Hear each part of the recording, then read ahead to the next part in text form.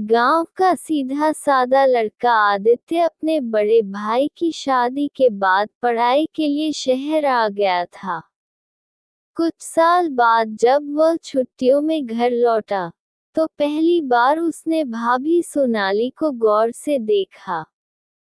हल्के नीले रंग की साड़ी में लिपटी, चेहरे पर भोली मुस्कान और आंखों में अपनापन, आदित्य का दिल जैसे धड़कना भूल गया। वह अक्सर सोचता कि आखिर भाभी इतनी खूबसूरत क्यों लगती हैं और क्यों उनके सामने आते ही उसकी नजरें झुक जाती हैं। देखो दोस्तों, अगर आप ये वीडियो यहाँ तक देख रहे हो तो इसका मतलब साफ है, आपको हमारा कंटेंट पसंद आ रहा है। Smiling face. अब इतनी मेहनत से हम वीडियो बनाते हैं, रात दिन एडिटिंग करते हैं, और आप आराम से देखकर निकल जाते हो बिना सब्सक्राइब किए। Cold sweat smile. अरे भाई, सब्सक्राइब का बटन दबाने से आपका कुछ नहीं जाएगा, लेकिन हमें बहुत बड़ा सपोर्ट मिलेगा। और हाँ, बेल आइकन जरूर दबा देना, ताकि जब भी नया वीडियो आए तो सबसे पहले आपके मोबाइल पर टिंग टिंग नोटिफिकेशन पहुंचे। Cell phone.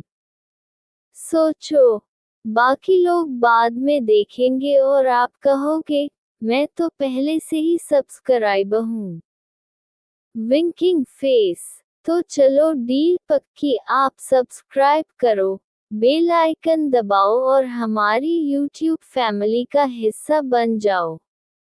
आपका छोटा सा क्लिक हमें ढेर सारी मोटिवेशन और नए नए मजेदार कंटेंट बनाने की एनर्जी देता है। दिल याद रखना, बिना सब्सक्राइब किए जाना मना है। Tang out. सोनाली भाभी भी आदित्य की मासूमियत से प्रभावित थी। जब भी आदित्य पढ़ाई करता, भाभी उसके लिए चाय लेकर आ जाती और कहती, इतनी मेहनत मत करो देवर जी, सेहत भी जरूरी है।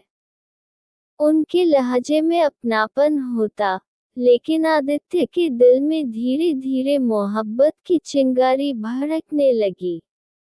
रात को छत पर लेटे लेटे वह भाभी की हंसी और उनकी बातों को याद करता और मुस्कुराने लगता। एक दिन बारिश में बिजली चली गई। घर अंधेरे में डूबा था। आदित्य जब मोमबत्ती लेने स्टोर रूम में गया तो देखा भाभी भी वहीं थी। अचानक बिजली चमकी और भाभी का चेहरा रोशनी में निखर उठा। दोनों की नजरें मिली और कुछ पल के लिए वक्त जैसे थम गया। आदित्य का मन हुआ कि वह अपने दिल की बात कह दे, मगर होठों पर ताले लगे थे।